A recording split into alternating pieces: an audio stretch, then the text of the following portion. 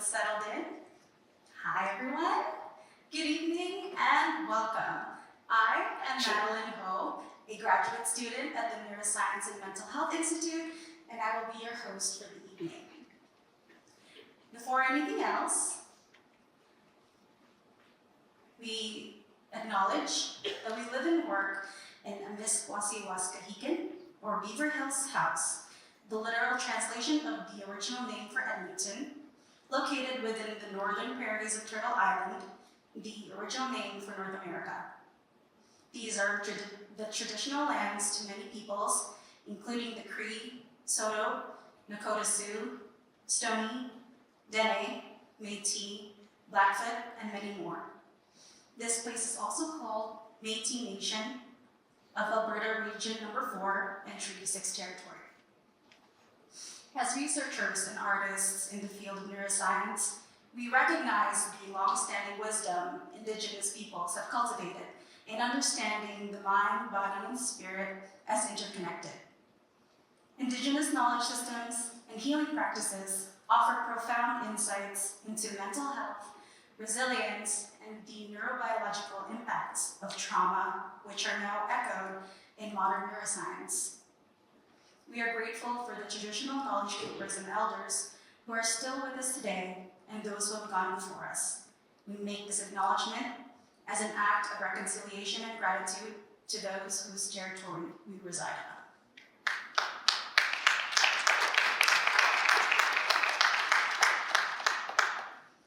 Thank you for joining us. Tonight, we are excited to showcase another event, Satelliting Connections. Connections is a unique initiative that's been in the works since 2021 by the Neuroscience and Mental Health Institute, or NMHI, in partnership with the Faculty of Arts here at the U of A. The whole project started out as a way to bring the worlds of scientists and artists together to showcase the power of the brain.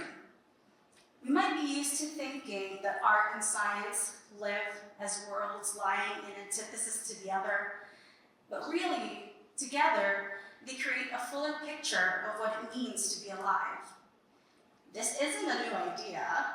Think of Leonardo da Vinci, whom these recorded lectures are named after. Da Vinci's sketches of the human body were both artistic masterpieces and scientific studies. He blends curiosity, creativity, and compassion. As we bring neuroscience and mental health into conversation with the arts, we continue in that tradition, bringing and bridging knowledge and emotion, data and experience. So let's bring on this fusion to inspire empathy, challenge our assumptions, and open the door to healing and discovery in ways that neither discipline could achieve alone. So the first iteration of Connections is the ongoing exhibit at the Royal Alberta Museum. This exhibit is currently showcasing the works of artists and scientists from the University of Alberta on the broad topics of mental health and neuroscience. It is free with your general admission to the RAM, so if you haven't checked it out yet, this exhibit runs until June 22. As part of Connections is also the hosting of these public lectures, dealing with the different topics of neuroscience and mental health to foster dialogue within our community. So for those who attended our previous public lecture in February on the art and science of brain rhythms, welcome back. Before we dive into today's lecture though, I'd like to take a moment to remind everyone that your support for art and research can make a real difference. We hold these events for you, the community. So by coming tonight, even just seeing the research posters outside, you're already supporting us, so thank you. And if you're inspired by today's event, and you like what you hear, you like what we're doing, we encourage you to consider extending your support to the NMHI. You can do this by purchasing the Connections art book that we have outside. This is the book that accompanies the exhibit at the RAM to support the graduate students such as myself. We also have some wonderful merchandise available for purchase. We have stickers, mugs, tote bags, and sweatshirts, hello, with really cool neuro-related prints. If you're also interested in a tour of one of our neuroscience labs here at the U of A, you can also sign your name up for a raffle. All of these items and opportunities are available at the registration table just outside the auditorium.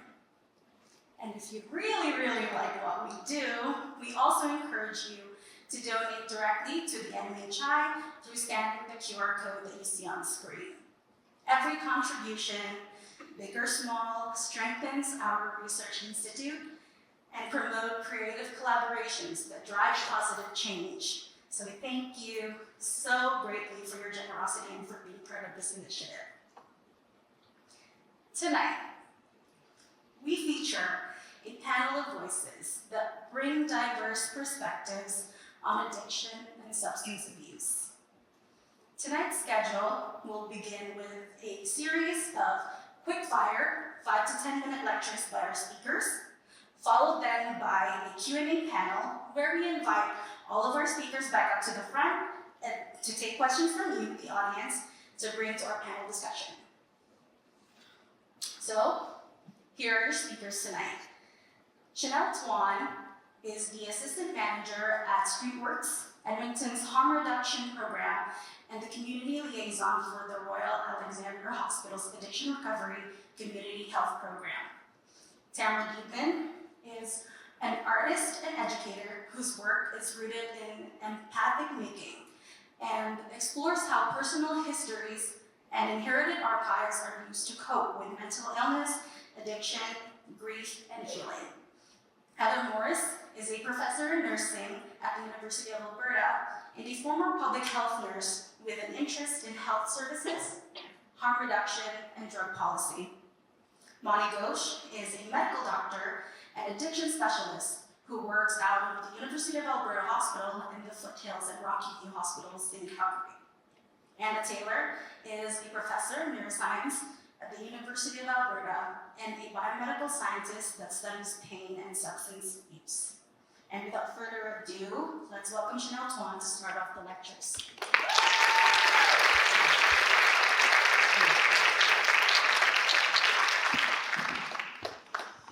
If you guys give me just 1 second, I am going to start the timer, which I just put on now.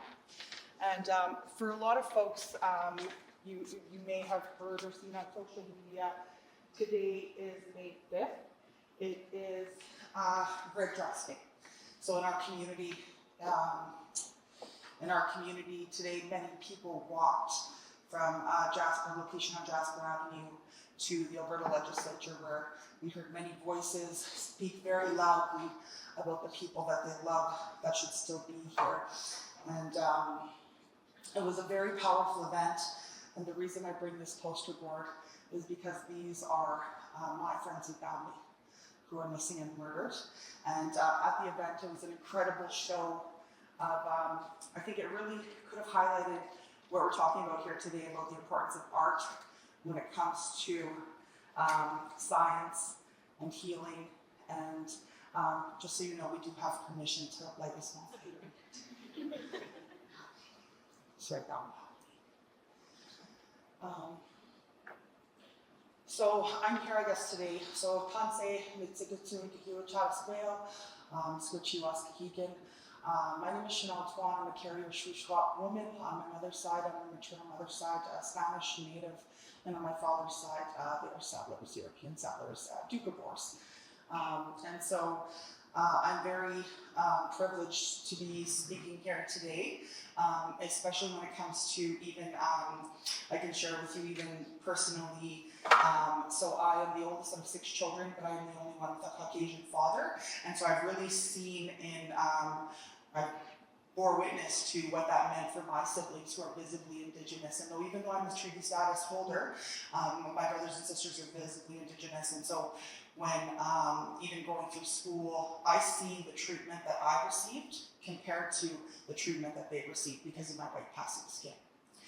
And I think that really always made me want to be somebody who spoke up for other people. And really, I think that's how I became an advocate, just as a big sister. one of the things that has happened for me in my life, so I'm a mom of 8, Colton, Christina, Elijah, Tiana, Jared, Laura, Travis, and Chase, which is the youngest 2 at home now, who are going to be 15 and 18 this year. In regards to my personal life, I have a younger sister, one of my younger siblings, who now has a sustained brain injury from substance use.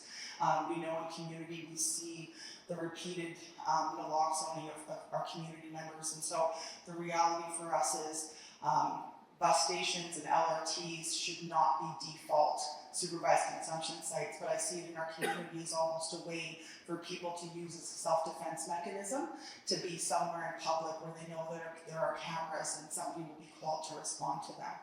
When in reality, we need supervised consumption sites that allow for inhalation, because the reality is the gold standard of healthcare and social services should be that people come into contact with healthcare and social services that are applicable to their current needs and reality, and allow them to enter space that is free from stigma and judgment and discrimination.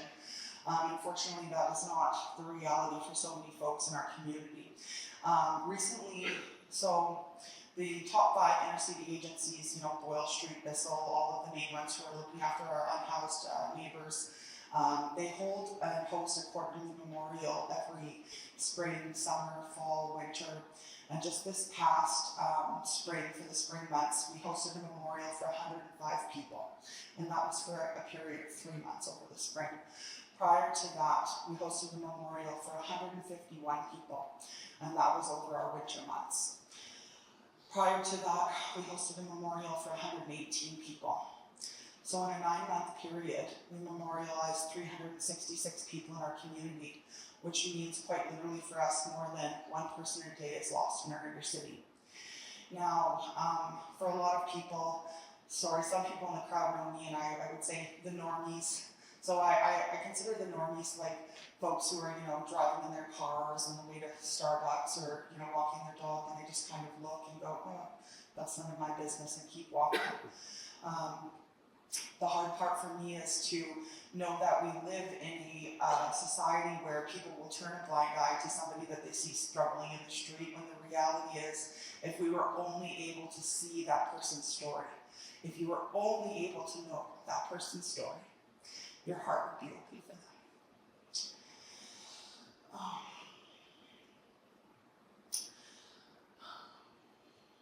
Today, when I walked for my family. The young man in the first picture is my brother Brandon. He was murdered when he was 18 years old here in Edmonton. The next young lady is my cousin Roxanne. Roxanne was the youngest person on the Highway of Tears who had been found at the age of 15. She also was murdered. Next to Roxanne is my cousin Clint. He died last year. Last year, I believe it was 3 male cousins that I lost. Next to Clint is my Uncle Brian. He's still missing. It's my mom's younger brother, and he hasn't been found. In the second row, the young lady in the front is my Aunt Margaret Finley. She had a very terrible death. She went into and was murdered. Next to Margaret, there should be, I believe, a picture again of my brother Brandon.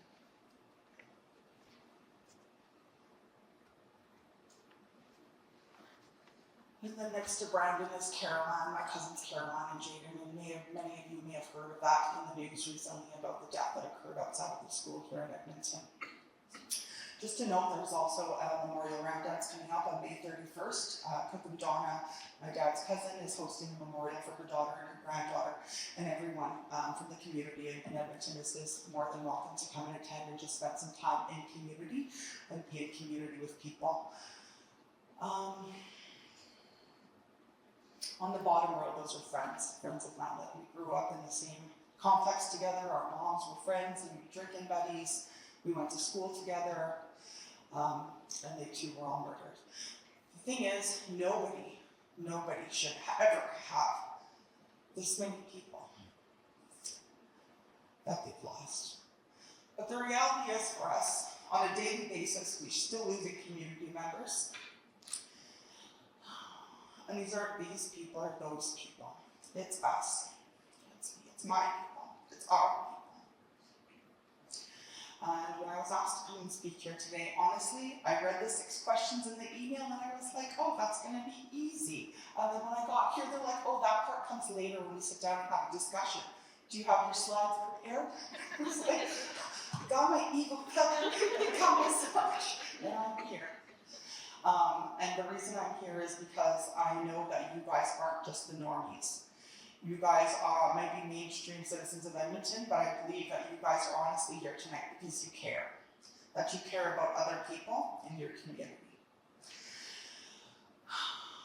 So what I'm asking for tonight is for you guys to come with open hearts and open minds and to leave with some semblance of what it means to have this amount of grief and loss that is so immense in community that still exists every day, but to know that there is the possibility of change. And we don't need, I think it's an anti-gun messaging thing, and you know, this seem to memes on social media, and it says, we don't need thoughts and prayers, we need policy and change. And I was like, I love that. And then I looked, and I think it was something from the United States about anti-gun law, and I'm like, oh. So I leave you with this. There really should be nothing in the community about us without us. And if we need to move forward, and we have to move forward in a good way, in a better way than what's been happening, that's just really, people have been left in the street literally to die. You know, we've heard that there is the opportunity for potential changes coming. I don't know how to say it in a nice way, in light of our current political climate. And I would really try to stay away from that because I think my boss is here in the audience. Don't too much into that. But I really just, you know, want people to understand that those of us who show up every day to come to this part of Edmonton where people avoid, come because we also have been personally affected. But we don't want anyone else to have to wait to care about other people until they're personally affected. We want people to have an understanding of the amount of talent and there's so much talent trapped in poverty. I tell you should have seen today at the march from Jasper Avenue to the legislature, the amount of beautiful skirts and ribbon dresses and art and paintings and the way that people memorialized their loved ones who were gone. That in itself could be an art installation that travels far and wide across this country, helping open hearts and minds for people. But I'm just seeing my timer now, and I've gone over my 10 minutes, and I've heard piano music might start to play if I keep talking too much longer. I really thank you guys all for coming here and being here tonight to sit and listen. You're going to hear more about the science side of stuff and see all the beautiful slides, but I really hope you guys really take something out of this discussion with you that helps you move forward in a good way, especially in light of everything that's happening in the community right now. So, let's see,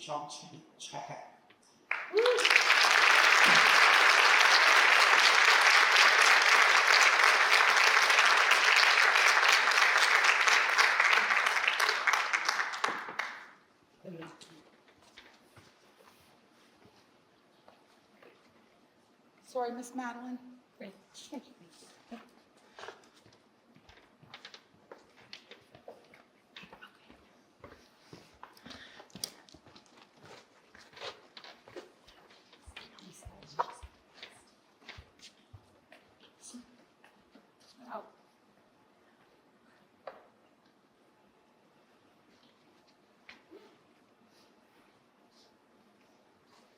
Up next is Tamara Deedman.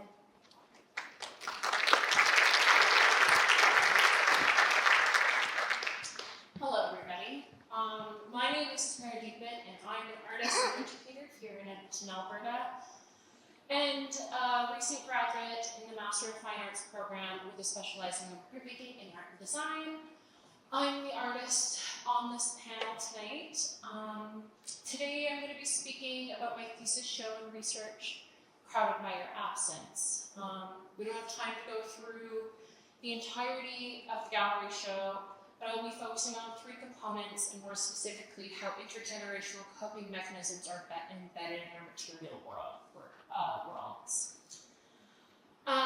The image you see on this screen is, if you have not seen the Connections exhibit, yet, this is the work that is currently on display there.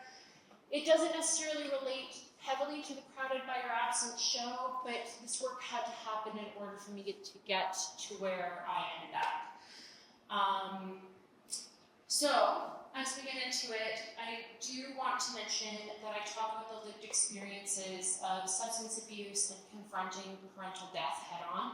It's raw, it's confessional, and it's weighted, but please know that this body of work does have a happy ending.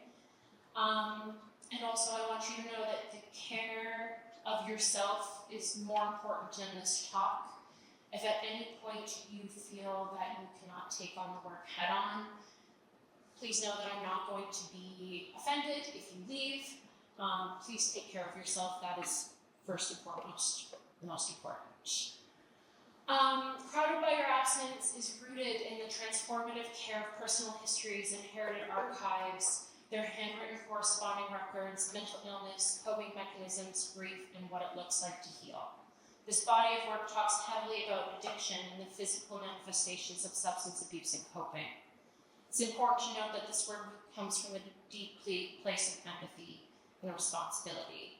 This is my inheritance, and I carry it with the utmost care, tending to it and nurturing its growth and understanding. Oh, wrong one. Sorry. Okay, so on August 8th of 2018, my father went into the intensive care unit and never fully recovered. After 10 years of no contact, I was immersed in my abuser's life as primary caregiver outside of hospice. Unable to speak for himself, I now carried the burdens and pleasures of managing his personal collections while he was in a medically induced coma. Once he awoke, he and I had to navigate how and where his collections were going to live. And he was given the news that he would never go back home. Heavy discussions took place to make sure that his possessions were given the utmost care, that everything would be kept, even though there was no money or space. This experience alone became the anchor of my thesis. Caring for a man who hurt others because he was deeply hurt, and how that hurt embodied itself within our material worlds. My father passed away on October 20th of 2020 due to renal failure. As his executor of his estate and his relationships with his family non-existent, I inherited everything. There's been a great joy and a sadness combing through his possessions and getting a glimpse of the inner workings of his mind. It feels like a connection, one that we were never able to make outside in the physical world. Due to the nature of his relationships, the COVID-19 pandemic, and personal financial strain, I made the decision to not hold a funeral for my father. This show, Crowded by Your Absence, felt like the funeral I could never give my father. So, in this image, you're seeing the installation that I title, We Are What We Do With Our Hands, 19,534 can tabs. If you guys are out in the foyer, you saw likely a big jar that had can tabs in them. There's roughly that amount. There might be a little more, a little less in there than that number, but last time I counted, that's where it stood.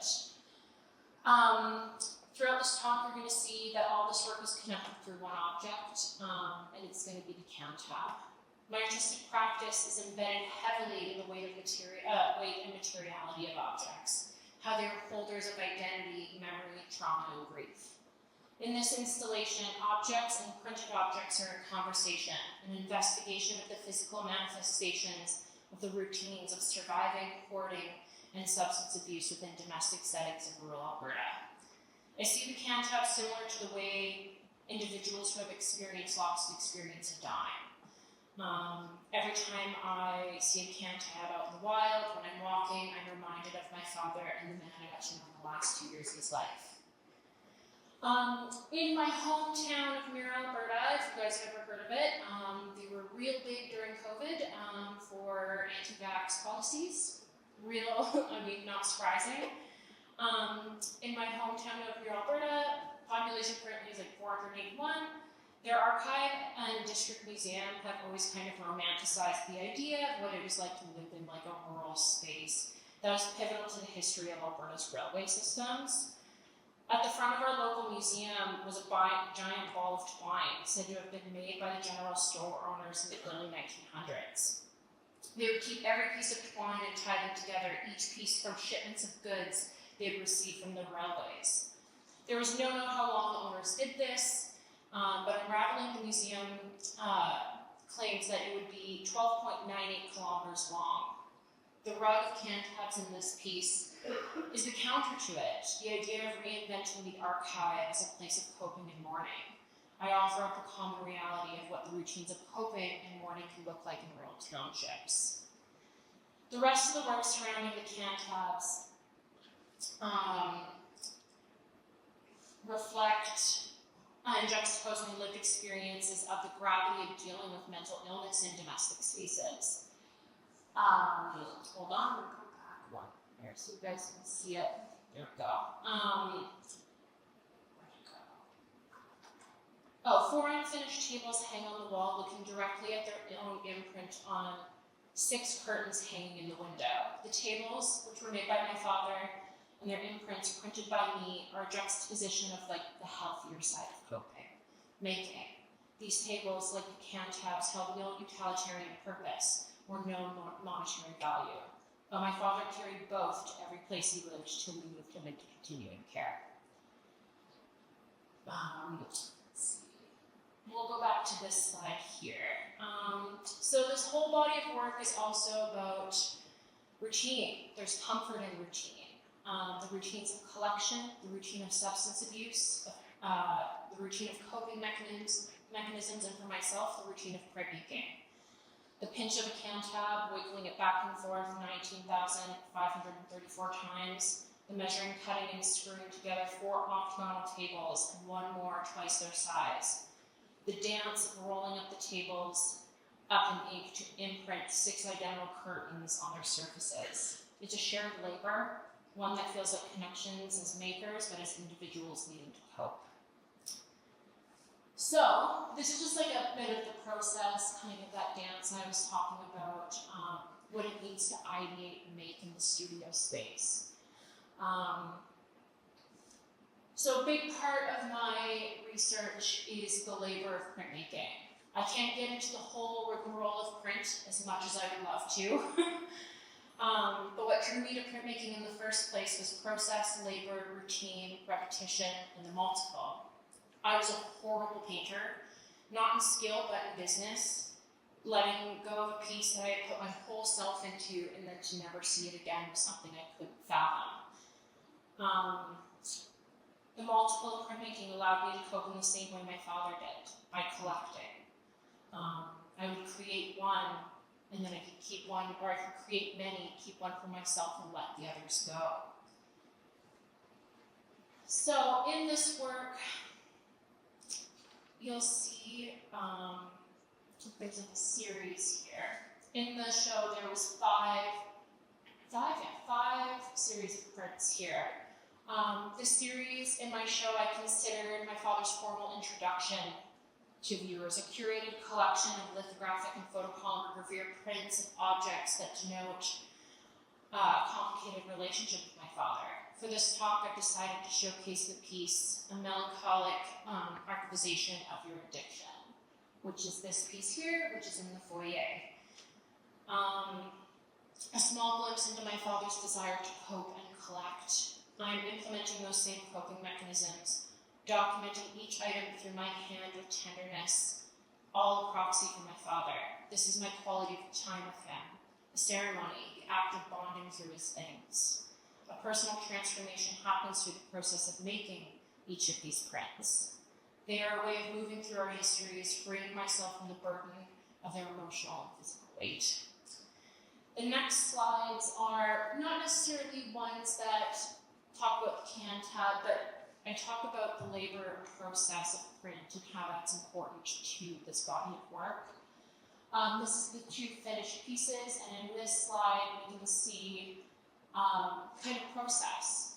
I don't know if these videos are going to work.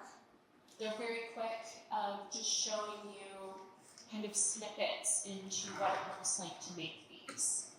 To give you an idea, each color on these was a layer that has been hand-drawn, etched, developed, exposed, and then printed. I would say these take 30 to 40 hours minimum to make. To curate means to care, but to manipulate this inherited archive pointedly, I needed to be aware of how power hierarchies and colonial ideologies play a significant role in institutional collections and how they can perpetuate harm. This work was shown in an academic institution that, regardless of our intent, has perpetuated harm. The embodiment of those power hierarchies are present, not just culturally, but from a family and domestic perspective. In my formative years, the umbrella of substance abuse shaded our lives, carving his dominance into my psyche. When I started caring for my father for the first time in our relationship, the power hierarchy had flipped. This was something I was immediately aware of and made sure I came from a place of care and understanding, making sure I was not perpetuating those same harmful power structures my father had instilled. I am now the holder of our family histories. I am intentional and delicate with what is put in front of you, constantly thinking about how my father would react to my choice of objects, their histories, or my handling of them. It's the obligation of the artist to care for, preserve, study, and exhibit these culturally enriched things. Reputably, this was for the sake of cultural perpetuation, the transmission of values from one generation to the next. This is my obligation to my father's archive. It is my responsibility to respect but be authentic to an object's intangible as well as its tangible nature, and to collaborate in a meaningful way with my father.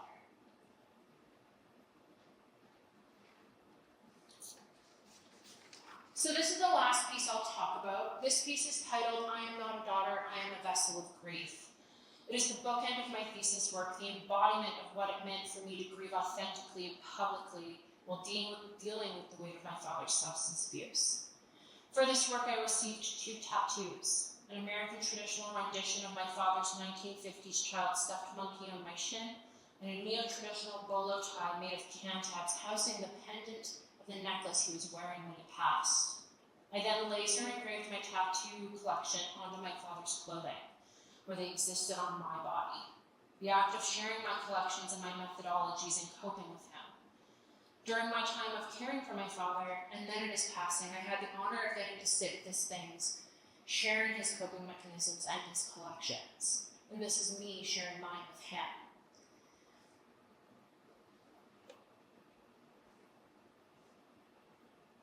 Go. Sister Karita Kent, who is a screen printer and activist, her art school, Immaculate Heart Art School, suggested, don't try to create and analyze at the same time. They're different processes. I sat in my grief, reaching out to see what felt authentic to my process of coping. Thinking about how my father wrestled with his own suffering, I asked myself if there was a symbol, object, or marker that denoted my pain specifically in relation to intergenerational coping mechanisms. Collecting tattoos was my direct response to him passing, defaulting to a process outside of art making that is only associated with joy. In the year after his death, I accumulated 7 medium to large tattoos. They were a means of coping, embodying my experience of grief and joy and pain with tattooing. Grief fundamentally changes you. I interact with the world differently because of it. It only seems fitting to permanently alter myself in its name. Regardless of my intent, I am my father's daughter, whether I want to be or not. Spending critical time with his things has allowed me to move into meaningful mourning, sitting with and realizing the joy that can exist in this body of work and in the work of healing. I take these lessons and skills into community care, committing to develop and theorizing art methods as a way to explore how coping mechanisms, substance abuse, trauma, and grief have become embedded in our material worlds. Thanks.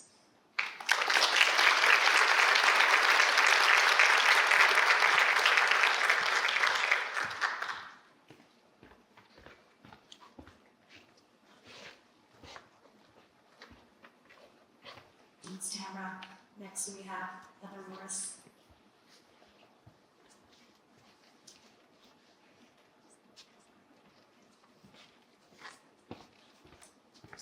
Hello, everybody. Thank you for being here tonight, and thank you for the organizers. Thank you to the organizers for asking me to be part of this discussion. It really is an honor.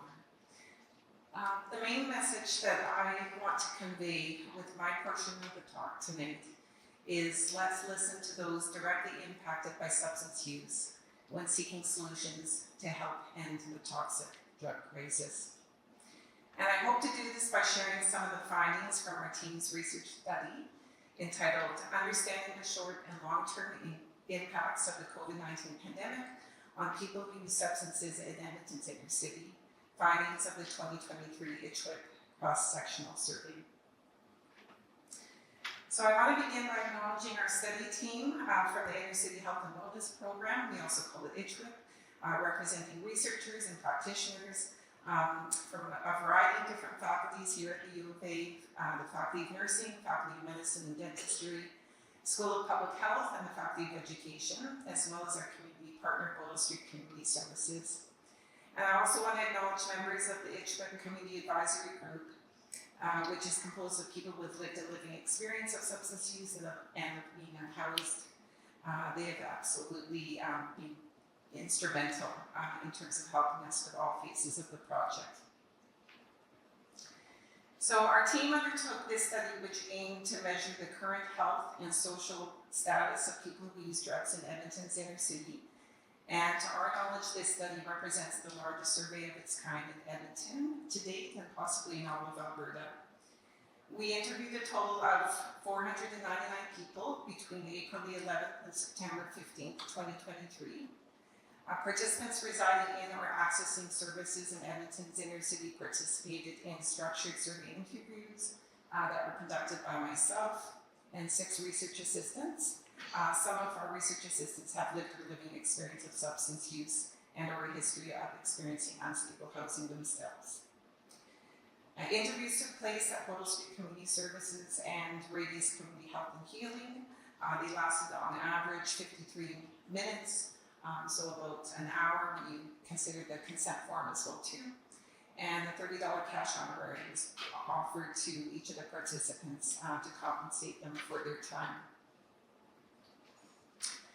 I want to start with sharing just a few of the sociodemographics of who it is that we spoke to. So participants ranged in age from 19 to 70 with a median age of 44 years. The majority of the survey participants, 65%, identified as male. Most participants at 69% self-identified as Indigenous. And the educational background of participants varied, with 52% reporting less than a high school degree.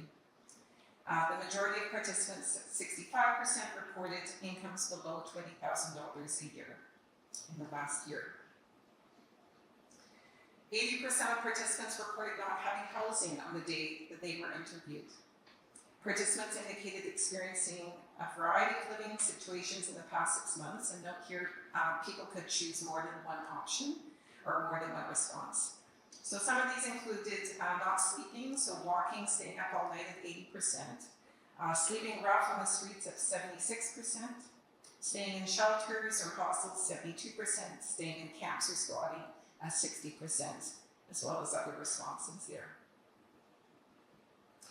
Almost all participants reported smoking or inhaling illegal drugs, while 36% reported injecting. Other non-injection methods included snorting at 18%, swallowing or eating at 16%, and taking drugs rectally or goofing at 1%. Of participants who both smoked and injected, 59% preferred to smoke their drugs.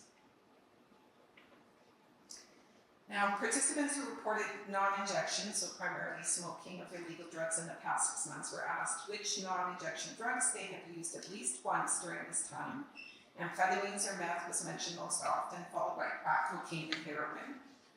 Participants who reported injection drug consumption in the past 6 months were also asked which injection drugs that they had used at least once during this time, with amphetamines again being mentioned most often, followed by opioids other than heroin. And again, responses don't add up to 100% here because participants could specify using more than one drug. And we also asked participants to specify how often they smoke their most frequently used drug, and the majority smoke their drug daily at 69%. Participants who injected were also asked to specify how often they injected their most frequently used injection drug. 41% reported injecting daily. We asked participants about their experiences with drug poisoning or overdoses, and this is what they told us. 75% have lost somebody that they care about to a drug poisoning. 88% reported witnessing a drug poisoning in the past 6 months. 33% currently considered themselves to be at risk of an opioid overdose, and 39% had experienced an accidental overdose or drug poisoning in the past 6 months. Now, this slide provides a short synopsis of the health status of the participants that we spoke to, but I really want to just highlight a couple important things that I want to mention here at the top of the slide. So 76% reported living with a diagnosed or undiagnosed serious mental health problem. So some examples being anxiety, depression, bipolar. While 55% reported living with any learning or neurodiverse or other types of brain conditions such as ADHD or FASD or an acquired brain injury or stroke. We also asked participants to share with us what, if any, unmet needs they might have. And the number one reported unmet need was housing at 55%, and this was followed by income support, 36.3%, and medical care, 25.1%. Another important finding is that nearly half of all participants, 48.3%, had avoided or been reluctant to seek care at the hospital in the past 6 months. And the main reason for avoiding the hospital was feeling judged when they went to a hospital. We also asked participants about treatment services. In the past year, 19.4% of participants reported that they had participated in addiction or withdrawal treatment programs for drug or alcohol use, not including OAT or IOT. When I say OAT, I'm talking about Suboxone or methadone for opioid use disorder. When asked if offered tomorrow, 49.1% of all participants reported that they would participate in treatment. And 59% of participants who used opioids in the past 6 months had taken OAT in the past 6 months. However, 73% of these participants had also stopped taking OAT during that period of time. And there's a number of reasons for that. Just over a quarter of all participants, so 27%, had used this supervised consumption site in the past 6 months. And the main reason for not using an SCS or supervised consumption site was the inability to smoke drugs there. The participants who had access to the SCS reported that SCS use allowed them to start a number of new services. And these included things like accessing safer drug consumption equipment, accessing basic needs like shower, food, laundry, community primary health care, accessing on-site primary health care, accessing OAT, accessing social work, etc. So in conclusion, our study highlights the importance of addressing substance use in Edmonton's inner city using a variety of different approaches. Please see our final report. It's on the ICHWP website, ichwp.ca. It's quite long. We've got an infographic there as well too. But please go there to see our study recommendations. But I do want to highlight a few points that I feel are relevant to policy discussions that are going on at the present time. So the first one is addressing barriers to the use of supervised consumption services. The vast majority of participants that we spoke to preferred to smoke their drugs, and 93% of our participants had smoked in a public place, at least occasionally. Unfortunately, people who smoke their drugs cannot access community or hospital supervised consumption services anywhere in Alberta because smoking is not allowed there at these supervised consumption sites. They are allowed in a number of other provinces in Canada, but not in Alberta. So as a result, people are driven to smoke their drugs outside and in public places, particularly when they are unhoused or homeless.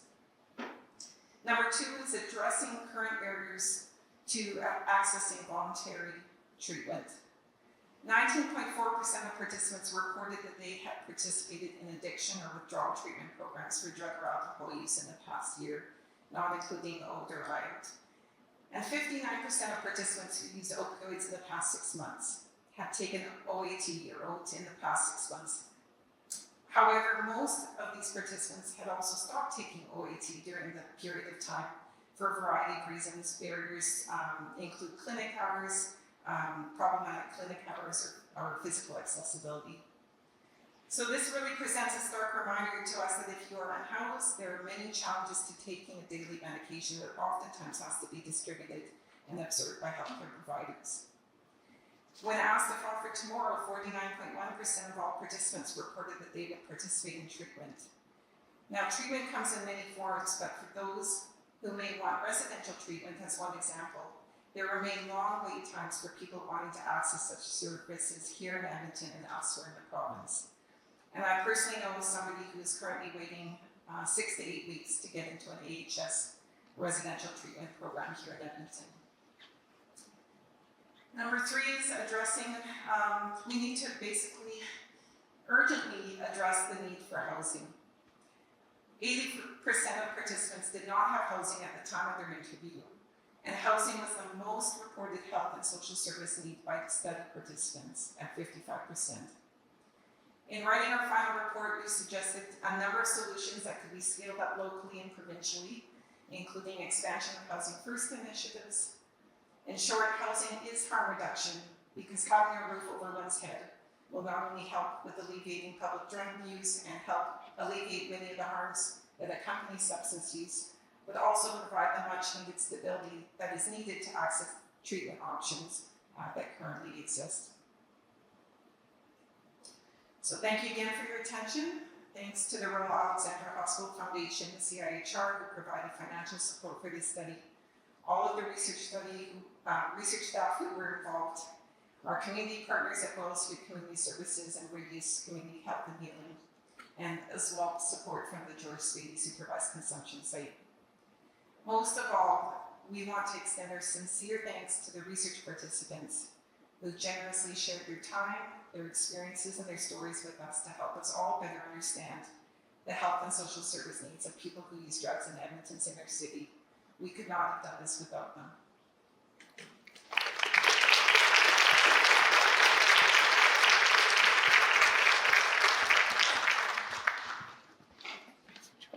Thanks so much, Heather. Next we have Monty Ghosh. Thank you so much for having me here, and wrong direction. I really appreciate this opportunity to talk to you guys today about one of our programs called the National First Response Service. The service is owned, operated by peers, people with experience to use substances or have lived experience of substance use. And I gotta say, even these slides are made by them as well. So every little bit is done on the premise of nothing about us without us. So first and foremost, these are the peers that operate the National First Response Line. These are the people that run on a day-to-day basis.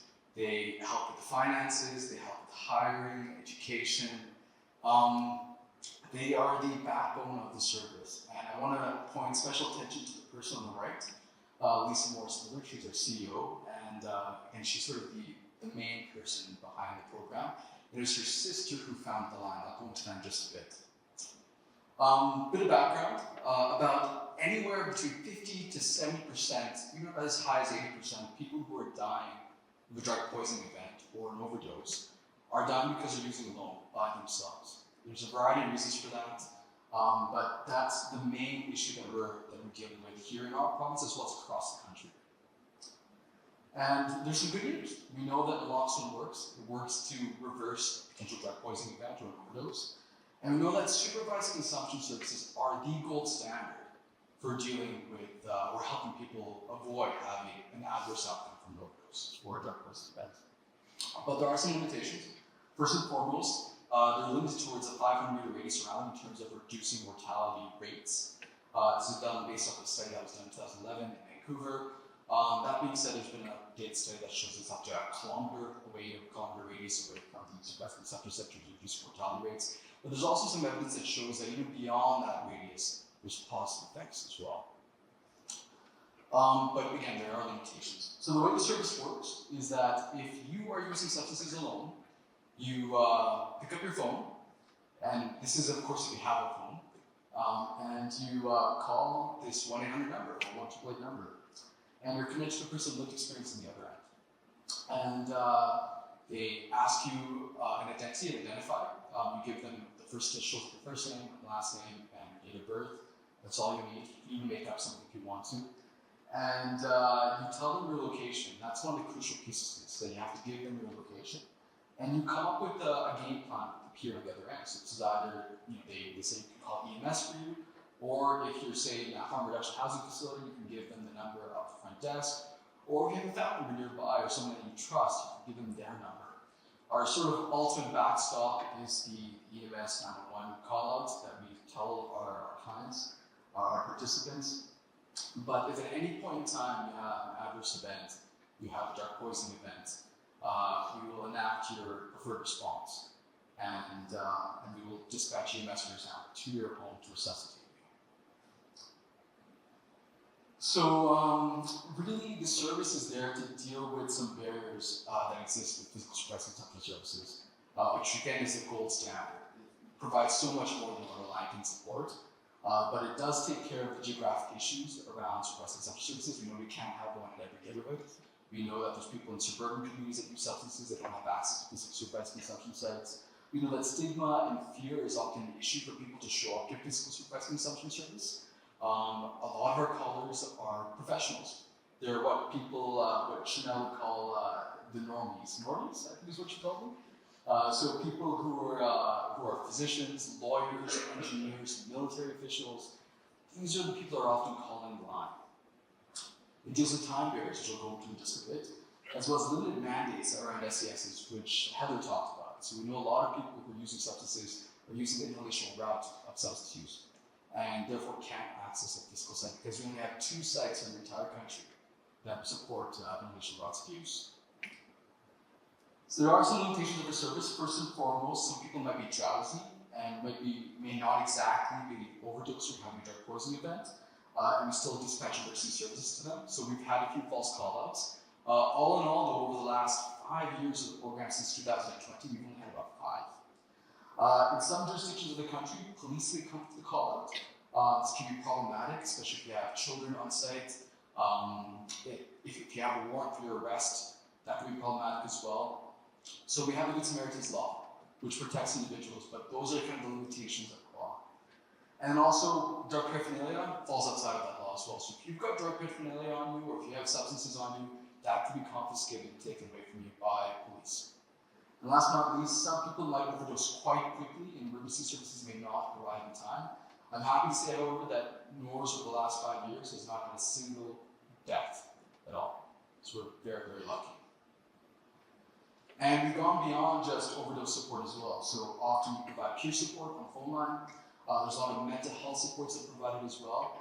And last but not least, psychosis de-escalation from offender abuse. So often our callers are in acute crises situations, and our operators, who are people of lived experience, who've gone through this, they've walked the walks, and they can talk the talk, are able to help navigate callers through these events. So this is some old data that we had published in the 2020-21 returning. The vast majority of our callers are calling from Ontario, followed by Alberta and Quebec. These numbers have kind of shifted now. I wish I had some more updated stuff I can share, but it's basically Ontario, followed by Quebec and BC, and Alberta's fourth now. But that's sort of the distribution of our callers throughout the country. And this is a tiny bit more updated to December 2024, but as you can see, we've had over 18,000 phone calls, and all in all, I would say about 180 drug poisoning events, or 162 there. Our latest numbers as of last month, which I just got a couple of days ago, was 22,000 phone calls and 220 potential deaths averted. These are our adverse mental health calls that we have here as well. So we get tons of calls that aren't about supervised consumption. They're about mental health. They're about seeking support for their depression, anxiety, their day-to-day life. It's concurrent with their substance use, but we're there to help them navigate through that. And these also include calls for resource support as well. So this includes access to housing, access to income support if we can, health needs. So if they need wound care, for example, we'll point them in the right direction that they need, although we can't provide that service in the physical supervised consumption site could. In terms of the gender of individuals who call or line, this is the most interesting thing to me in this research, is that compared to physical SCSs or supervised consumption sites, where about 70 to 80% of them are people who identify as men, the vast majority of our callers identify as gender minority. That's women or gender diverse individuals. It's about 3/4. And in terms of the substances being used, the vast majority of the callers are injecting, but we do have a substantial number of individuals who are also smoking their substance, snorting it, and have other relative consumption use as well. And this was a study that we had published in Lancet Public Health. So what we saw here was that a large portion of our callers can't access a physical site for a number of reasons. About 29% can't access the site because there is no site nearby. About 12% can't use the site because it doesn't support the notional route of substance use. I thought that number would be higher, but it's 12%. And last but not least, about 17% of our callers can't access it because it's all they're using outside of hours of operation. So a lot of our sites are not open 24/7 across the country, and so therefore they're calling at time periods where they can't use the site. So this is the distribution of individuals who are calling, and as you can see here, there's a number of individuals throughout the country who actually don't have a site at all in their province. This includes Newfoundland, Prince Edward Island. As you can see here, Nova Scotia, for a time we did actually have NCS as well, and we're supporting them in Saskatchewan as well. And so unexpected uses of the orders, we're the only national peer support hotline and service that deals with concurrent disorders. We do psychosis de-escalation, we're the only ones that provide that as well. We do provide educational resources from Optum training, so a lot of rural communities don't have EMS showing up on time, and for that reason, our program is taking it on themselves to educate individuals, educate groups, communities on how to provide naloxone, how to distribute naloxone, how to use it, how to reverse a particular corrosive event. And we also do mailing services for store supplies, so we mail out naloxone kits, sterile needles, sterile syringes, filters, etc. To individuals who need them. On Ontario Health's budget, don't tell them that, but that's something that we do provide as well. And last but not least, we're also offering texting now. It was a huge jump for a service. Already on the phone line, you're using just 2 of your senses, right? You're using your hearing and just sense of understanding what's going on with the individual, and this just really limits that drastically. Basically, we're just looking at relying on text to see if people are doing okay or not, and get them to reply to us every minute. If they're not responsive, we dispatch human resources to replace. These are some of the messages that we get back from individuals. And one of the ones I want to point out here is that, for example, in the military, after inmates that can't talk, they got for the service. Because this individual was at a military barracks, they were sleeping in a communal living space, and they were using it at night, and there were people around that they couldn't use the phone line. We have a lot of individuals who are hard of hearing who are using the text service as well. So we're really going at a community, a part of this community that doesn't have access to service sites and can't access care otherwise. And with that, I'll pass over to Anna. But I do want to say one thing. Today is, or not today, but this month, Marlis Taylor, who's here in the room, is retiring. And for those who don't know, she pioneered the use of naloxone here in our province, if not the country. So I think we owe a lot of gratitude to the pioneering work that Marlis has done. And so I just hope we can all give her a hand of applause and embrace her. In the audience, how's going to stand up? Are you okay?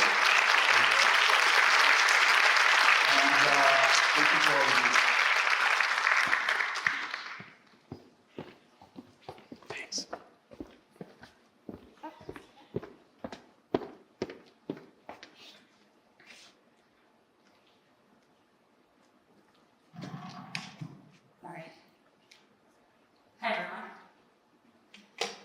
Thanks for being here. My name is Anna Taylor. I am a research scientist at the University of Alberta. I hold a PhD in neuropharmacology, and my work is supported by a couple research chairs funded through the Canada Research Chair Program and the Alberta Cancer Foundation. And all that means is that I am a certified brain nerd. I am fascinated by the brain and how we process information and how it generates all of our experiences. And I've devoted my career to understanding how drugs, like opioids, affect the brain and modify our behaviors.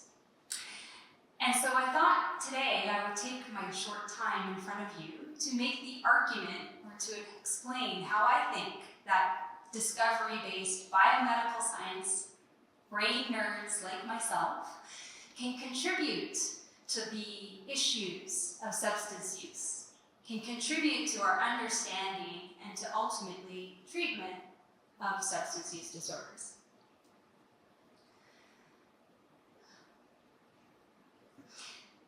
So just to address the elephant in the room is that one of the problems of studying substance use from a biomedical lens is that substance use is a biopsychosocial issue. And so what that means is that people who go on to develop a substance use disorder, that's driven partly by biology, certainly. It's driven by the genes and your brain wiring, the things that go on to develop your personality. You know, are you a risk taker? Do you like novelty? It also impacts how your brain responds to drugs. Not everybody experiences these drugs the same way. And we also know certainly that drugs impact the brain and change the way the brain works to drive continued drug use. So there's certainly a biology associated with substance use. But those aren't the only factors that go on to determine or impact whether someone develops a substance use disorder. Certainly psychology or your brain chemistry, are you anxious or lonely or sad? These things definitely impact whether or not someone develops a substance use disorder. And then also, as we heard, particularly Heather's talk, is there's a lot of social factors that go in to impacting substance use disorder. Do you have joy and meaning in your life beyond drugs? Do you have a job, a house, friends, family? All of these things are really important and absolutely impact substance use disorder. And so the argument is often that you cannot possibly model that in model systems like cells or animals. That addiction is fundamentally a human experience that we can never really fully understand in these model systems. And so the argument that I will try to make today is that I really fundamentally believe that the cure and the answer to substance use lies in discovery research. And there is important things that we can learn about the human brain by studying it in our model systems and in our research labs.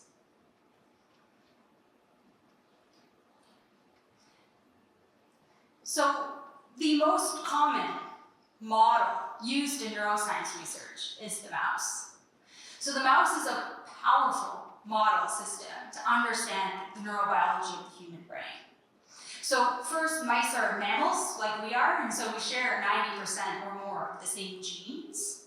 They also have a brain like we do, although it is admittedly much smaller than ours.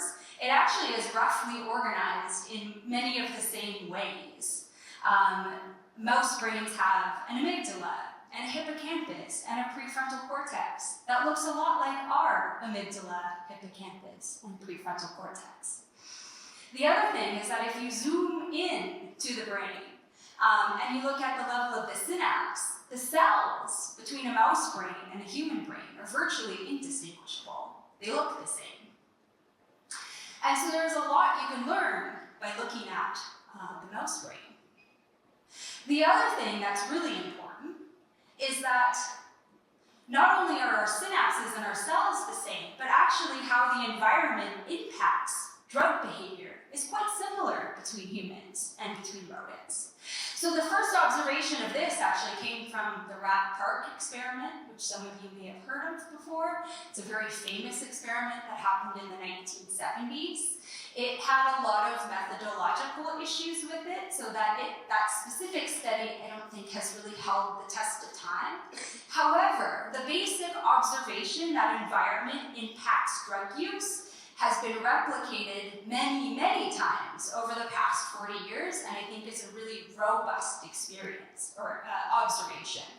And so the general experiment goes like this. You have two groups of mice. or rats in this case. One group that's housed in a standard environment. So that's your typical rat cage. It's housed alone. It has the things it needs, like food and water and bedding, but nothing else. It's pretty boring. And then in the other group of animals, they are housed in an enriched environment. And this is a bigger cage. They're housed with their friends. There's a running wheel and toys, and different levels where they can build nests and hide. And it's a lot of fun. There's more distraction and things to do. And so basically scientists ask a very simple question, is does exposure to these different environments change the way animals administer drugs? And so what they do is they take these animals and they put them in a box and allow them to self-administer a drug, like heroin. The animal is able to press a lever and decide when and how much drug they want to take. And so in the first sort of control experiment, the animals are allowed to self-administer saline, that's salty water. And so the take-home message here is that regardless of the animal's environment, they don't really care too much about saline. Not surprisingly, it's not all that interesting.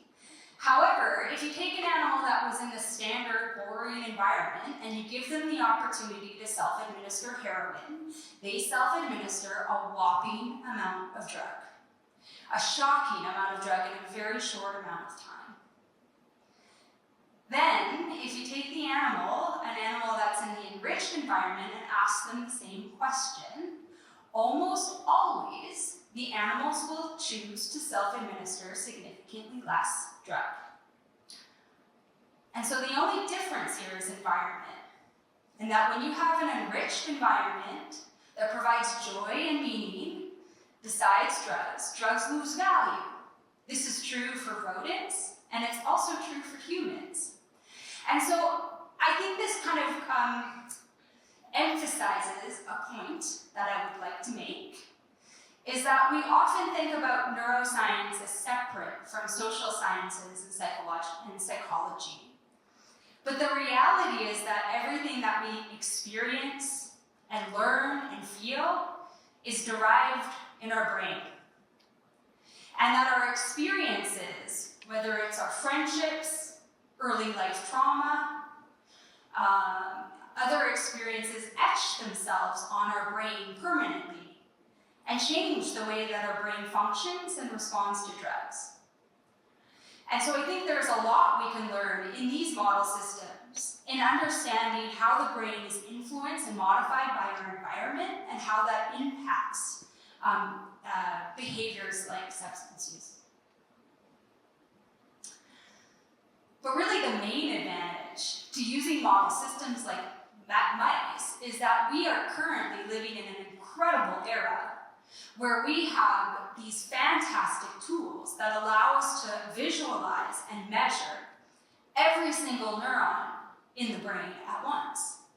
We can count the neurons, we can tell or find out where they connect to, we can measure their activity to see how the pattern changes in response to different behaviors or drugs. And most importantly, we can manipulate that activity to ask causal questions about whether different circuits or neurons are important in one context versus the other or in different states. As an example, one of the things that we're able to do now is clear the brain of fats and connective tissues, and this makes the mouse brain completely transparent. This allows us to be able to visualize all of the neurons across the cortex that you can see here. One of the things that I'm doing in my lab is using the mouse brain to really quantify the pattern of activity that occurs when we expose an animal to a particular drug like an opioid. So this is an image that one of my graduate students has taken, and each point of light here indicates a neuron or a cell in the brain that has been recently active. And so then we can compare this pattern of activity across different groups of animals that have been treated with different types of drugs or have had different experiences. And we can infer a lot about how the brain is working to generate these experiences and to drive these behaviors associated with substance use. And so the main point that I want to make here is that I think that biomedical sciences really represent hope. I think there's often the assumption that we know pretty much everything there is to know about the brain or certain diseases. And I'm here to tell you that, unfortunately or fortunately, the brain remains fundamentally a black box of mystery. We still really have only a crude understanding about how it works and processes information. And in one breath that might be kind of disheartening, but in the other is I see that as an opportunity for hope, and that we can further our understanding about how the brain processes information and develop new treatments for substance use disorder. I remain optimistic that we will advance our understanding of substance use, and we will be able to develop better treatments for substance use disorders in the next 10 to 20 years. So in my remaining sort of minute or two, I wanted to end on a message of hope and emphasize the importance of biomedical research. So we've heard by Dr. Ghosh and a few others about naloxone or Narcan and how critical of a drug that is to manage opioid overdoses. It has saved countless lives. But naloxone didn't just magically appear in nature to solve a medical problem. It was developed on purpose by a scientist to solve a medical problem. And so the person who developed naloxone actually was Dr. Jack Fishman. He was a scientist, he actually was an oncologist, interested in developing new treatments for cancer, particularly endocrine. But even back then, it was noted that cancer patients were given a lot of opioids to manage their pain, even like it is today. And they had a lot of symptoms associated with that opioid use, like constipation and sometimes accidental overdoses. And so he was tasked with developing an antidote to opioids. And so he developed naloxone, which is an antagonist, and it blocks the effects of opioids. And actually, initially, when this drug was approved in the 1960s, it was only approved for use in hospitals by trained anesthesiologists to manage opioid overdoses in the OR. But it was very quickly realized that this was generally a safe drug, and its use was expanded to the general public, and of course now it is marketed quite successfully as Narcan, which is now publicly available to anyone, and again has really transformed the opioid overdose epidemic.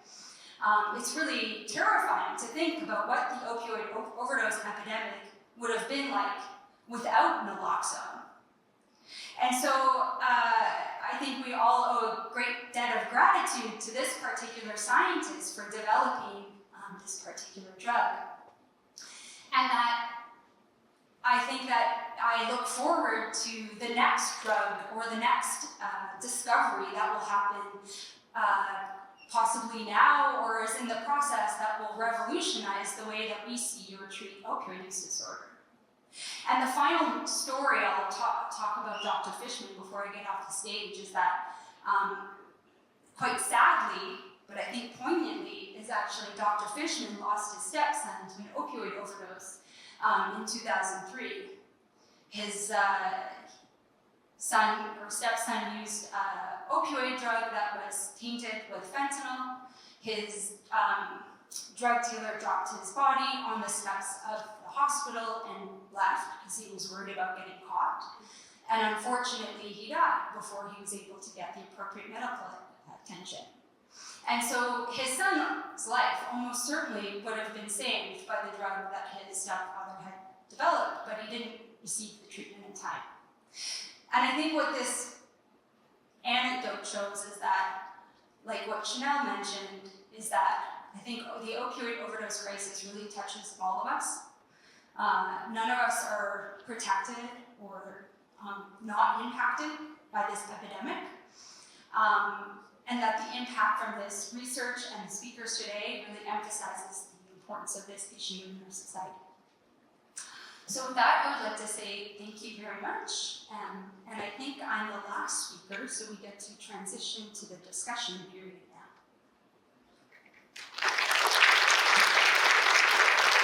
And now we will be settling into the Q&A panel discussion. So as you get your mics, I will just start the question. For each of you, what inspired you to work in the area of or with the theme of addiction or substance use disorder?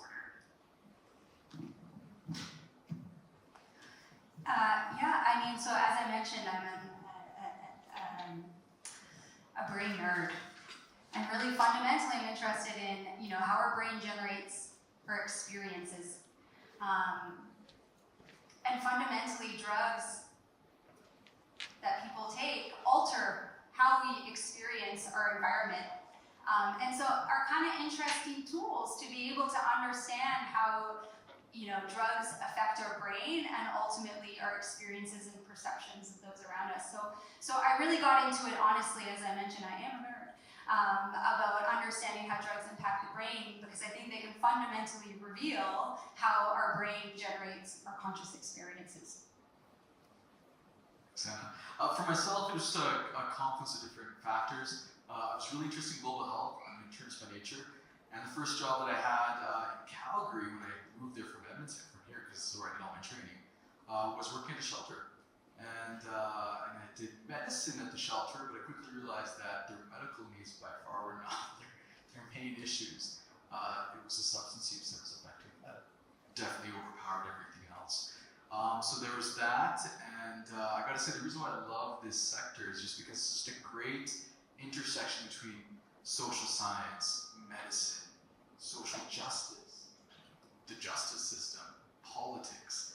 It gets messy sometimes, but it's also very fascinating and very interesting. So for myself, I would say what really led me to work in this field would have to be when I was 12 years old in 1997, my stepfather, who raised me from Fond du Lac First Nation, a very remote community in northern Saskatchewan. Like I said, I'm a Shuswap carrier from British Columbia, also Spanish and European ancestry. But I was born in Ontario. I'm from BC. I was raised in Alberta, but my teachings come to me from northern Saskatchewan, so just all around Canadian. But my stepfather in 1997 contracted HIV while he was working in Suncor Syncrude using substances, and unfortunately shared needles, contracted HIV. And so he was long an advocate and an outreach worker before I even knew what those things were. I was very fortunate that I've actually had many people come to me since his passing in 2014 to tell me that if it wasn't for him, they also would not have taken their HIV medication. And he actually showed them where to go and access HIV Edmonton and the Northern Alberta program and all of these things. And so, fortunately or unfortunately, I'll relook at it. My understanding came at a very young age, and I'm very grateful for the work that HIV Edmonton does. They've been a part of my life now for almost 30 years, and if you ever can get out to support one of their community events, I know they do like the wine selling, like the wine drive, survivor wine bottles at Christmas time. You could win yourself a lot of bottles of wine. But if you see their events in community, please do support them because they do amazing work in the community. For me, it was an entire life of not just like the lived experience of living with somebody who is dealing with substance abuse, but I'm very fortunate that my mother is somebody who has worked in community care within rural Alberta, and even now she's ended up working within a nonprofit in Lacombe that would help care for people who are facing barriers for housing or food insecurity.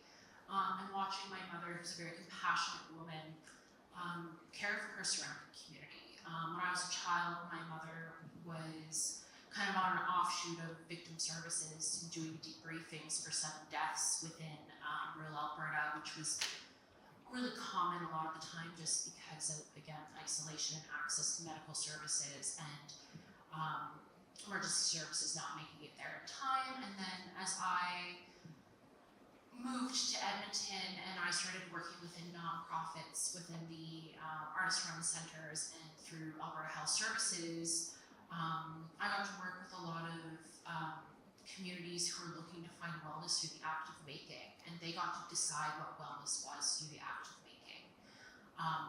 Those people were pivotal in the way that I interact with my own art, how I interact with others' art, and how I kind of care for community now. So how did I get into the research work that I'm involved with? I took a course back in 2016 called Advocacy for Public Health. It was taught and still is taught by Louis Franciscati and Les Hagan here at the U of A. And I was sort of toying with the idea of going on to do a PhD. So I was just taking courses out of personal interest. At that point, I had been a registered nurse for about 30 years. And in this course, we were tasked with the assignment of creating a media event around a particular public health issue. And the issue that our group or our class chose for that particular year was trying to increase access to naloxone by members of the community. At that time, we were not able to get naloxone as freely as you can now. So we organized a panel presentation very similar to this. Two people were on that panel that basically changed my life. One is Dr. Elaine Hishka, who many of you may know through the School of Public Health. And she was a student at that time, and she was at the end of her PhD. And also a person named Petra Schultz, who is one of the founding members of Mom Stop the Harm. They started Mom Stop the Harm with 3 mothers who had all lost children to substance-related causes, and now they have nearly 4,000 members across Canada.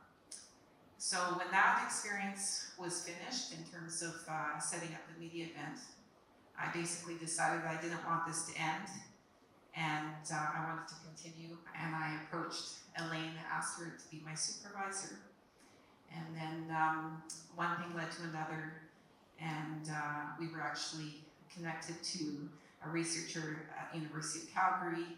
Her name is Dr. Rebecca Haynes-Saw, and also connected to some other mothers representing some other organizations that support families impacted by substance use.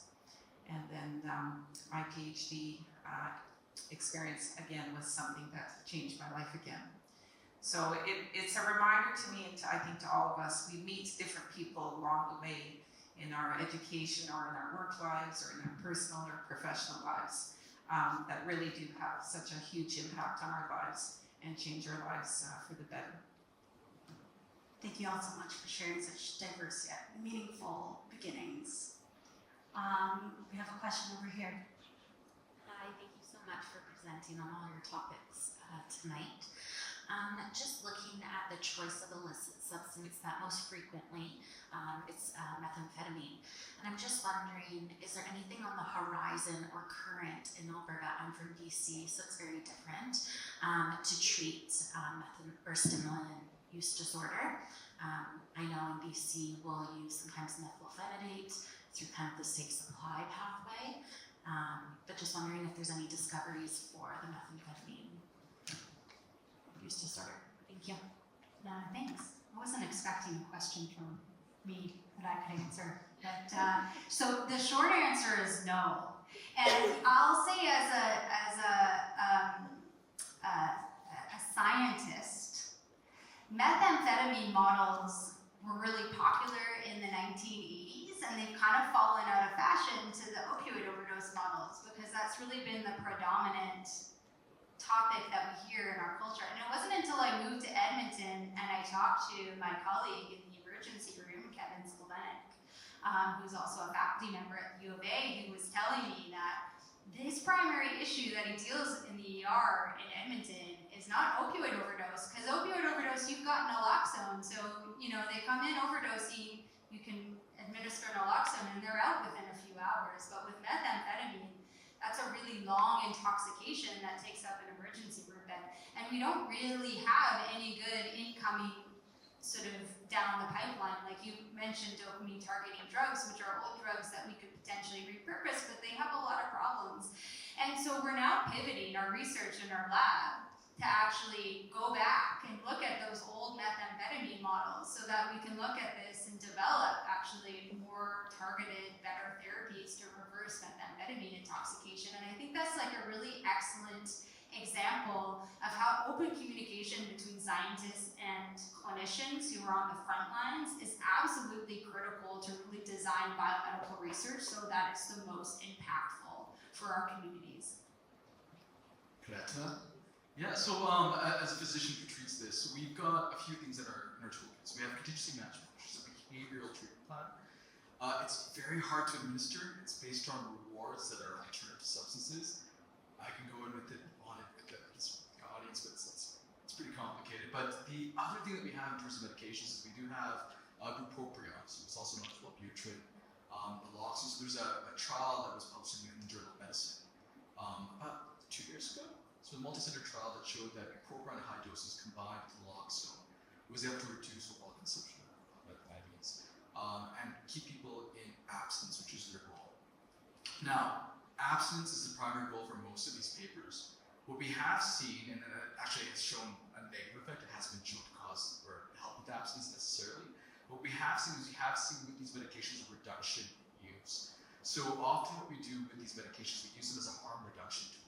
We know that we can't stop people from using methamphetamines, but if we give them these medications like bupropion, naloxone, another one is mirtazapine, for instance, we can reduce their overall consumption of methamphetamines. We cannot stop it necessarily, but reduce their overall use.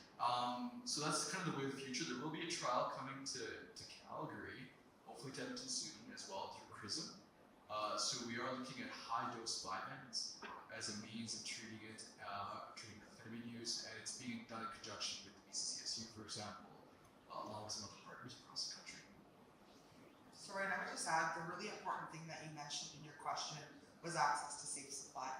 And so in a very unregulated toxic drug market, which we are currently experiencing and have been since 2016, since they reformulated OxyContin, immediately what we saw was people, if there's a will, there's a way.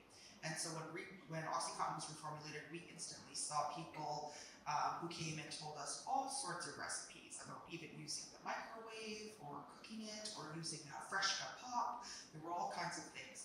But I think the really important thing to note in your question is those people who have access to that same supply don't have to worry about dying. And that is the really important message there when it comes to what we are currently experiencing on the ground level. And that is an unregulated toxic drug market where literally fentanyl is up here snatching souls off the scene.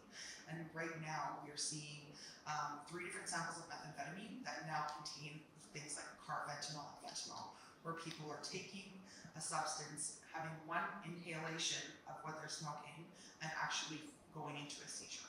So the really important thing in your question was the access to safe supply. Oh, and shout out to Heather Morris, who's actually come and earned her street cred as one of our van partners on the outreach van in community. We have another question. There. I'm often frustrated by this idea that if you're taking an illegal substance, you need treatment, you need to be dealt with, when in fact, as Shanell said, a lot of times the problem is the toxic nature of the drugs. We certainly don't say if you have a beer, you need to go to treatment. You know, we have very different standards in society around what's okay and what isn't.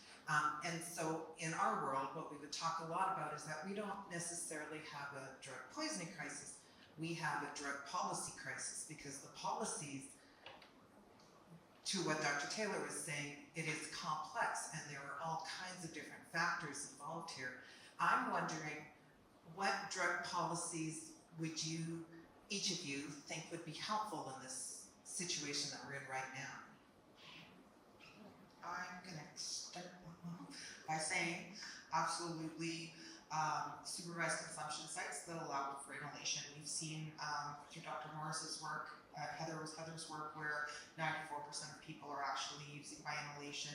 And I'm sure many of you have seen in community, if you use transit, if you walk anywhere in the street, you can see that people are using by inhalation everywhere. And I think the really public thing is, and I'm not to say that I'm to blame, but oftentimes I'm asking people, please do not go in the back alley. Please do not go in a bathroom somewhere where nobody is going to find you. Please be somewhere where somebody can actually call and make a call for you. And so really for me, the number one thing would be supervised consumption sites that allow for inhalation. Supervised consumption sites that allow for inhalation for sure. I think additional treatments or ways to support people who are using meth. You know, in the research that I showed, the vast majority of people said their number one choice of drug was meth for both smoking and injecting. And so we need to do a lot of more support in terms of, we need to do a lot more in terms of supporting people where that is their drug of choice at this particular time. Housing as harm reduction, I talked about that because of the fact, you know, for obvious reasons. Safer supply, we've talked about that. And one of the other things that we addressed in our report too was supporting people who are experiencing tremendous amounts of grief in the community that where we conducted our interviews. You know, where the vast majority of people have either witnessed a drug poisoning or themselves they are at risk for drug poisoning or have lost a loved one to a drug poisoning. And so we need to do a lot more in terms of supporting people who have had that life experience as well too. So I have a laundry list as well. But to rally off what Heather said, I do think that the number one thing that we need to have is housing, intensive housing. At that, we know a lot of people who need housing, so they get it at the level that they require, so they require higher levels of housing that's available for them. I do think that we also need to have more supervised consumption services. We need to, in my mind, have more access to treatment services as well, whether it's bed-based or whether it's medication-based. One of the things that I'm really concerned about and I wish we did more on is decriminalization. I know there's this thought that it's a failed experiment based on what happened in BC, off of what happened in Portland, in Oregon, I should say. I think it's not necessarily a failure and that we need to re-examine it again. And the example that I turn to is Portugal. Not exactly full-on decriminalization in the way that we classically think of it as being. But what I think is very unique is that the Portuguese government, when they instilled decriminalization, it was a conservative government that did that. And so I do think that there's an opportunity here to re-examine that as a policy piece. There's also policies that I wish we were not looking at and that we're not doing, or would not go down that path, but I can save that for maybe another question. Do we have a question in the audience? Hi, this is very interesting to learn about so many of the things related to substance use, especially in Edmonton. One thing that I was wondering, and I'm unfortunately not too familiar with it, when we're talking about those supervised consumption sites, especially allowing for inhalation, I guess this question is really for anyone, but what are the barriers exactly that have prevented those from being available in Alberta or anywhere else? And I was wondering, kind of following from the last question as well, if there's any specific barriers that have been coming up to more supervised consumption sites, anything that you've been seeing recurrently, either in the field or whatnot. Do you want me to take that one? And I do know that I'm not the smartest person in the room to answer that question because there's a few other people in the audience, for example, who have actually instilled supervised consumption services here, Marvelous included. So, with that being said, some of the big barriers that we know is that it's expensive to have initial sites. You need an HVAC system to be put in place for the most part. There's workarounds for that. We know that with OPS, for example, Ontario, they have open air tents where there's inhalation support, supports, but it's out in the open. They're heated, they're cheap, they can be used. We don't have that here. But it's the cost that's associated with maintaining it that's the main sort of barrier.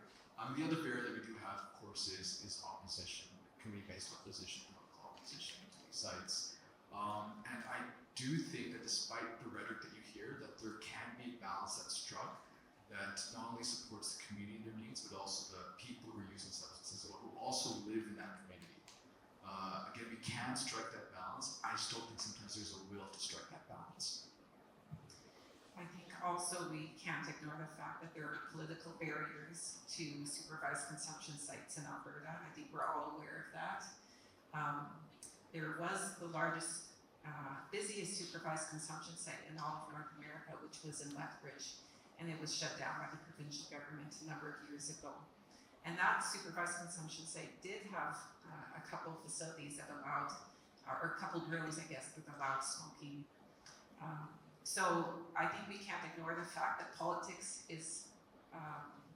plays a big part in terms of the types of policies that are set and the types of interventions that are allowed when it comes to substance use harm reduction and treatment as well too. Do you have another question in the audience?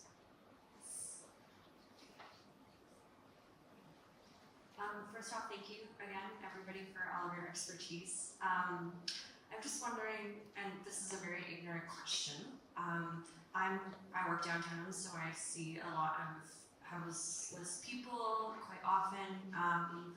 And again, I'm very ignorant about drug overdoses, and I'm just curious, how could I best alert somebody to an overdose? And with that being said, how can you tell if someone has overdosed versus if they're just like sleeping or like taking a nap? Like, would I have to personally approach the person and find out if they are responsive? And just kind of like, what is your suggestion on the best way to like find out if these people need help in the first place before you call for help? Thank you. Yeah, sure. I mean, it is a medical question. I look at this from a medical lens, and it's hard because I'm not necessarily looking at it from a community-based lens. So when I am walking down the street, for example, and I see someone who I'm worried about, the first thing I look at to see is if they're moving or not, if they're in a weird and odd position in terms of how they're positioned with their body. But then I also look to see if they're breathing or not, and that's probably the hardest thing, it's really the saddest thing too. I'm a clinician, it's very different. I recognize that, but I have the skill set that I can actually look for a pulse, reposition them to breathe, because that's the thing that I'm worried about, is that they're not positioned their neck appropriately, and that's why I'm not moving.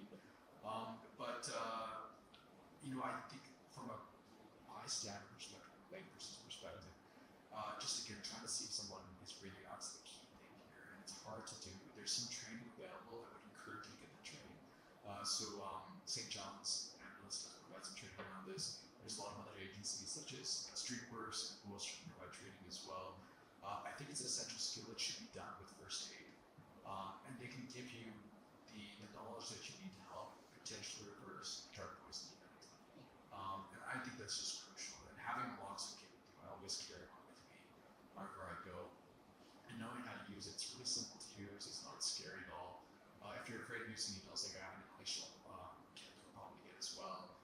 It's I think an essential skill that should be done in conjunction with first aid practices as well.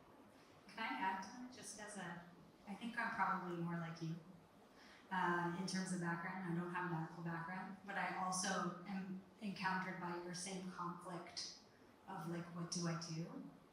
And I think, and I'm a normie, but I try not to be.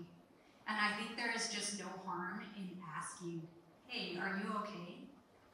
And that's all you have to do. That's, I don't know. And then if they're not, you can administer naloxone, I guess, or call 911 and Call for help. That's move on with your life. But most people don't even ask. And I think that is just the primary thing that every one of us can do, is just acknowledge that, these are human beings that you see using drugs, and there's somebody's son or daughter or mother or father, and I would want, if it was my kid on the street, I would want someone to ask if they were okay. I'll also just add you can get a free naloxone kit at any pharmacy, pretty much any pharmacy here in the city. So just go up and ask for one. It's very easy to get one. But now you've probably approached many, many people, hundreds of people right over the years. I can't think of too many people, if you go up and ask them, if they're okay, that they would get angry at you for that. In fact, oftentimes they're just incredibly grateful that you stopped to talk to them and that you showed some compassion, that you care about them. Actually, I'd say probably next to naloxone, your best tool would be your voice. She's got very questionnaire. Are you okay? Can you help? Hi, my name is. Do you need naloxone? And I find in most instances, as soon as you say, do you need naloxone, people will either perk up or you'll know that they need help and you need to be responded to. That's it's really difficult because oftentimes, I drive up 97th Street every day on my way to work, and I have the privilege of, I can join virtually and be, a few minutes late and be like, hi, I'm on my way, I'm just stopping and checking on these people. I'm not stopping operating there. But for the most part, yes, people, you'd be surprised how many people and how many cars you see drive by and not check. But Dr. Ghosh did point out a really good thing. Sometimes you can tell who's kind of put themselves down to lay down. Maybe they tuck their backpack under their head and they're laying in a position where they look like they're resting. Most of the times, if you see somebody slumped and their head is in an awkward position, then they probably need to be assessed for their health condition. Okay, thank you so much, panelists. I'm afraid that is all the time we have for questions. And with that, we will conclude this evening's public lecture. Let's thank and give a round of applause to all of our speakers and panelists.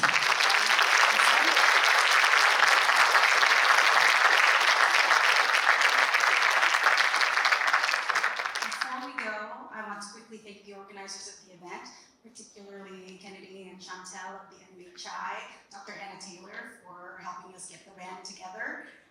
We want to thank the Maya Horowitz staff for welcoming us into this wonderful event space. And finally, thank you all for coming out on a random Monday night to join us tonight. I hope this discussion has sparked new insights, enlightened your perspectives on substance abuse, and dare I say, connections. The lobby is open until 8:30 p.m., so you can continue looking at the research posters, buy some neuroscience merchandise to support the NMHI, and enter the raffle to win a tour of the research lab. I'm sure the panelists will still stick around for a bit. If you have any lingering questions, you might want to personally ask them. Thank you all and have a good night.